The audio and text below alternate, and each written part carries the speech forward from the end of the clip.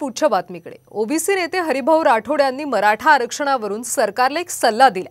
सरकार एका दगडात 3-3, 4-4 पक्षी मारू शकतात असा सल्ला राठोड यांनी दिलाय। जरांगे पाटलांना वाचवण्यासह मराठा समाजाला आरक्षण देणे आवश्यक आहे। ओबीसी समाजाला 2001 पासून जो धक्का लागलाय तो देखील काढता येईल असा सल्ला ओबीसी नेते हरिभाऊ राठोड यांनी दिला। तर सरकारला आता हरिभाऊ राठोड यांनी एक सल्ला दिलाय। सरकार एका दगडात 2-2, 3-3 पक्षी मारू शकतात असं त्यांनी म्हटलंय। राज्य सरकारला ही सुवर्ण संधी असल्याचं त्यांनी म्हटलेलं आहे।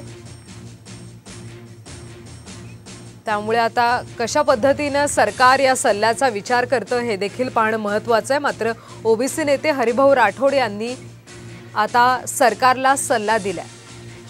आज राज्य सरकारला सुवर्ण संधी आहे।